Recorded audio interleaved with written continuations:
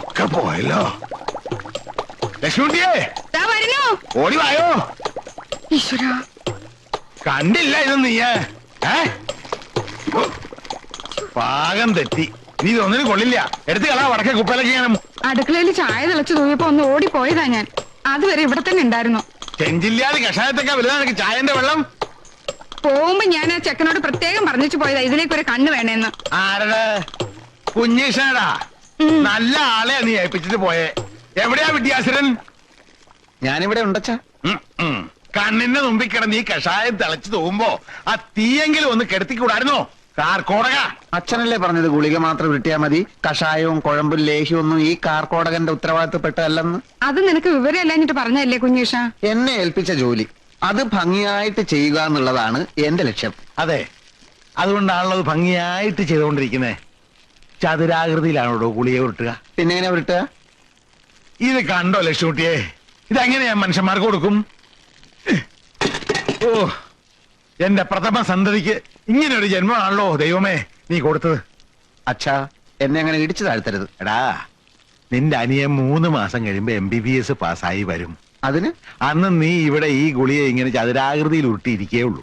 എന്റെ കഴിവ് തെളിയിക്കാൻ അച്ഛൻ എനിക്ക് ഇതുവരെ ഒരു അവസരം തന്നിട്ടില്ലല്ലോ. എത്ര രോഗികളാ ദിവസം ഇവിടെ വരുന്നത്. ഒരു ചരങ്ങ് പിടിച്ചവനെങ്കിലും പരിശോധിക്കാൻ അച്ഛൻ എന്നെ സമ്മതിച്ചിട്ടുണ്ടോ? നല്ല കഥയായി. ചരങ്ങ് പിടിച്ചവനെ നീ ചികിത്സിച്ച് അത് കുഷ്ടായി മാറും. പ്രീ ഡിഗ്രിക്ക് സുവോളജി എടുത്തിരുന്നെങ്കിൽ MBBSന് എനിക്കും സീറ്റ് കിട്ടിയാണ്. അതിന് പ്രീ ഡിഗ്രിക്ക് ചേരാൻ നീ SSLC പാസ്സായിട്ട് വേണ്ടേ? അതാണ് കുഴപ്പം. ചതിക്കല്ലേ തമ്പ്രാനെ, കുടുംബം പുലർത്തേണ്ട പണിസാധനങ്ങളാ. അതിങ്ങി താ തമ്പ്രാനെ. നീ ഇപ്പൊ അങ്ങനെ കുടുംബം പുലർത്തണ്ട. എന്റെ കാശും പലിശയും തിരിച്ചു തരാതെ ഞാനിത് തരില്ല. മാസം 6 ആയില്ലേ, നീന് പറ്റിക്കുക. നിന്റെ അച്ഛൻ കുഞ്ഞിക്കണാരാൻ വിചാരിച്ചാലും എന്നെ പറ്റിക്കാനാവില്ല. പണിയില്ലാഞ്ഞിട്ടല്ലേ തമ്പ്രാനെ പൈസ? പണിയില്ലാത്തവരെന്തിനാ പടയായുധം? ഇത് ഇരുമ്പാ, വെറുതെ വെച്ചാ തുരുമ്പെടുക്കും. നീ എവിടെയെങ്കിലും പോയിട്ട് എന്റെ കാശി കൊണ്ടുപോവാ. അപ്പൊ ഞാനിത് ഭദ്രായിട്ടൊക്കെ തിരിച്ചു. വിഷു കഴിഞ്ഞിട്ട് തന്നോളാം തമ്പ്രാനെ. എന്റെ വക്കാലത്തൊന്നും വേണ്ട. എന്റെ പെരക്ഷകൾ അതുങ്ങളൊക്കെ 100 ഉറുപ്പിക ഒരു രേഖയില്ലാതെ നിനക്ക് എന്നെ വേണം ചവിട്ടാൻ. വിഷു കഴിഞ്ഞിട്ട് തരും പോലും. എന്തൊരു സത്യസന്ധത. പിറകെ നടന്ന് ശല്യം ഉണ്ടാക്കാതെ പൊയ്ക്കോ നിങ്ങള്. ഇതില്ലാണ്ട് കുടിയിൽ പോയിട്ട് എന്താ തമ്പ്ര? എന്നാ പോവണ്ട. ഈ നട്ടപ്പോലെ വെയിലത്ത് ഇവിടെ തന്നെ നിന്നോ.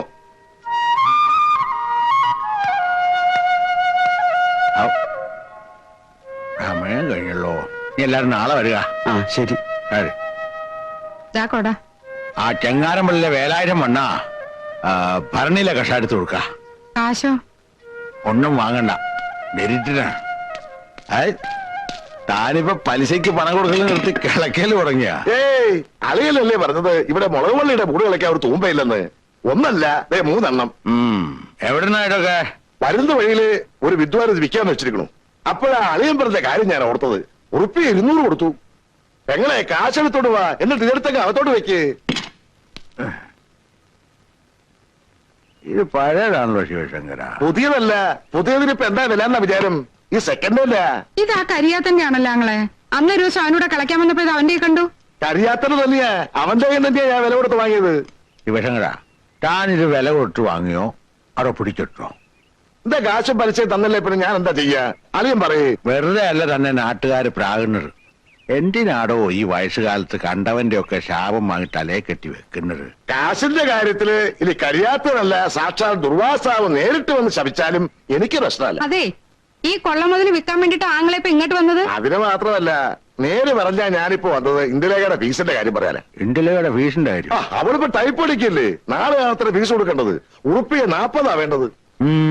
എന്റെ കാശില്ലേ കയ്യിൽ കൊടുക്കാൻ? അത് ഞാനാ കൊടുക്കുക, അളിയിലല്ലേ കൊടുക്കേണ്ടത്. തന്റെ മോള് ടൈപ്പ് പഠിക്കാൻ ഞാനാ പൈസ കൊടുക്ക?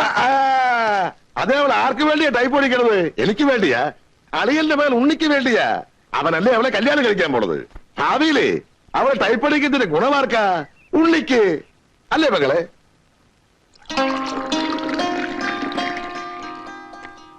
താൻ പറയണതൊക്കെ എനിക്ക് മനസ്സിലാകുന്നുണ്ട്. തന്റെ മോള് എന്റെ മോൻ ഉണ്ണിയും തമ്മിലുള്ള വിവാഹം നടന്നു കാണാൻ തന്നെ പോലെ തന്നെ ധൃതി കൊണ്ടിരിക്കും. പക്ഷെ മൂത്തവനായ കുഞ്ഞീഷിനെ നിർത്തിയിട്ട് എങ്ങനെയാ? നാട്ടുമര്യാദയ്ക്ക് എതിരല്ലേ ശിവശങ്കര? നാട്ടുകാരോട് പോയി പണി നോക്കാൻ പറയാ. നമ്മുടെ കാര്യം തീരുമാനിക്കണം നമ്മളല്ലേ. അതിപ്പോ അത്ര നിർബന്ധാന്ന് വെച്ചാ കുഞ്ഞീഷിനും കൂടെ ഒരു പെണ്ണ് കണ്ടു കളയാം. രണ്ടും കൂടെ ഒരുമിച്ചങ്ങ് നടത്താം. എന്താ? ഏതായാലും 2-3 മാസം കഴിഞ്ഞ് അവനിങ്ങ് പോരല്ലേ.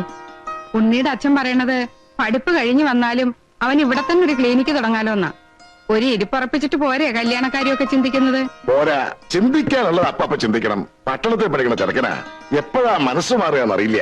മാത്രമല്ല, പഠിപ്പും പദവിയുള്ള പയ്യന്മാരെ വലവീശി പിടിക്കാൻ ആളുണ്ടാവും പട്ടണത്തില്. പിന്നെ അളിയന്റെ നേർപ്പങ്ങള് എന്റെ ഭാര്യ മരിക്കാൻ നേരത്ത് പറഞ്ഞത് ഇന്ദുമോളെ ഇങ്ങോട്ടേ കെട്ടിച്ചു കൊടുക്കാവുന്നല്ലേ? അല്ല, അതിനിപ്പോ ഇവിടെ ആർക്കും എതിർപ്പൊന്നും ഇല്ലാലോ. തന്നെയല്ല, അവർ രണ്ടുപേരും മനസ്സുകൊണ്ട് അടുപ്പാണിനും.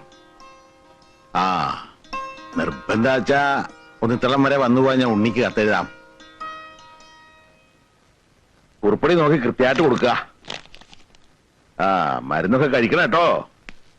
ഓ കുറുന്തോടിക്കൊക്കെ എന്താ ക്ഷമം. എന്നാലും ഞാൻ ഒപ്പിച്ചു, കാരക്കുന്ന് കയറി പറഞ്ഞിട്ടാണെങ്കിലും. എവിടെ നോക്കട്ടെ. ദാ, ഐ, ഇത് കുറുന്തോട്ടിയാ? കൊണ്ട് കലടോ ചൊറിഞ്ഞ് ഭ്രാന്ത് പിടിക്കണ്ടെങ്കിൽ നായിക്കൊറണയാ. ഒരു കുറുന്തോട്ടി കണ്ടാ മനസ്സിലാകത്ത നിന്നൊക്കെ എന്തിനു കൊള്ളാടാ കുതിര കണാരാ. കുറുന്തോട്ടി കണ്ടാ മനസ്സിലാവാഞ്ഞിട്ടല്ല, ഞാൻ ആദ്യം പറഞ്ഞില്ലേ കുറുന്തോട്ടി കിട്ടാനില്ല, ക്ഷാമാണെന്ന്. എടാ നിന്നെയൊക്കെ സൃഷ്ടിച്ച് എന്നെ വേണം ചവിട്ടാൻ. പോടാ എന്റെ മുമ്പിന്ന്. എന്നാ ഇതിനെ കൊണ്ടുപോ.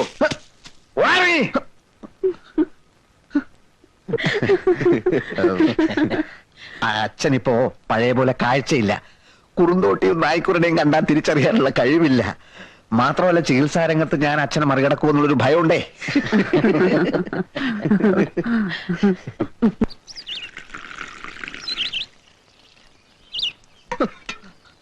കുറുന്തോട്ടിയൊക്കെ ഞാനും കുറെ കണ്ടതാ. അഷ്ടാംഗ ഹൃദയത്തിലും സഹസ്രയോഗത്തിലൊന്നും കുറുന്തോട്ടിന്റെ ഫോട്ടോ എടുത്ത് വെച്ചിട്ടില്ലല്ലോ. നിനക്കെന്താ? അയാളോട് മര്യാദക്ക് പെരുമാറാൻ പറയണം. ആരോട്? മാധവ വൈദ്യരോട്. സമയവും സന്ദർഭവും നോക്കാതെയുള്ള ചീത്ത പറച്ചിലുണ്ടല്ലോ, അത് അവസാനിപ്പിച്ചില്ലെങ്കിൽ എന്റെ സ്വഭാവം മാറും. ഭാര്യയല്ലേ, ഒന്ന് ഉപദേശിച്ചോളൂ നന്നായിട്ട്.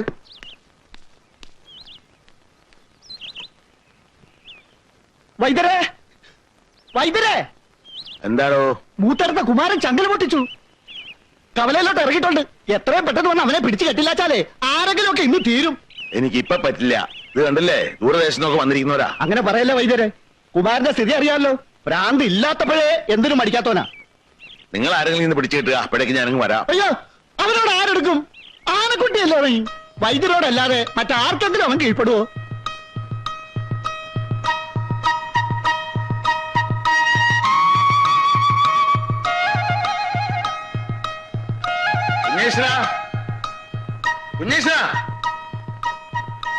നിന്നെ അച്ഛൻ വിളിക്കുന്ന കേട്ടില്ലേ കുഞ്ഞേഷ? എന്തിനാ? ആളുകളുടെ മുമ്പിൽ വെച്ച് ചീത്ത വിളിക്കാനല്ലേ? എനിക്ക് തീരെ ടൈമില്ലെന്ന് പറഞ്ഞേക്ക്. ചീത്ത വിളിക്കാനല്ല മോനെ, നിന്നെ ഒരു ജോലി ഏൽപ്പിക്കാൻ പോവാ ഞാൻ. എന്ത് ജോലി? ഒരു ചെറിയ ജോലി. നമ്മളെ മൂത്തേരത്തെ കുമാരനെ കവലയിലേക്ക് ഇറങ്ങിയിട്ടുണ്ട്, ചങ്ങല പൊട്ടിച്ച്. അവനെ ഒന്ന് പിടിച്ചു കെട്ടു നീ. എന്റെ അമ്മേ, നിങ്ങൾ എന്തായി പറയണേ? എളുപ്പത്തിൽ നടക്കുന്ന കാര്യമാണോ അത്? അല്ല, ഇവനല്ലേ എപ്പോഴും പരാതി പറയാൻ ഒരു അവസരവും കൊടുക്കണില്ലാന്ന്. ഇതാ അവസരം വന്നിരിക്കണു. ഏറ്റെടുത്ത് ചെയ്യട്ടെ.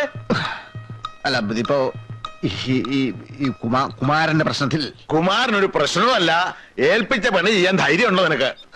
ധൈര്യക്കേടല്ല, ഇപ്പൊ ഈ കുമാരന്റെ ഭ്രാന്ത് എന്ന് പറയുമ്പോൾ ഈ ഉന്മാദത്തിന്റെ ഈ പിത്തക്കൂറലുള്ള പേടിയുണ്ടെ നീ അത് പറയടാ. വെറുതെ ഞഞ്ഞാന്ന് വർത്താനം പറയാതെ. ഒന്നും അറിയാത്ത ഈ ചെക്കനെ കൊണ്ട് കൊലക്ക് കൊടുക്കാൻ നിങ്ങൾ. ഒന്നും അറിയാത്ത ചെക്കനോ? അമ്മയും തുടങ്ങിയോ അച്ഛനെ പോലെ ഈ മാതിരി പ്രയോഗങ്ങള്? അച്ഛന്റെ വെല്ലുവിളി ഞാൻ സ്വീകരിക്കുന്നു. കുമാരനെ ഞാൻ തളയ്ക്കും.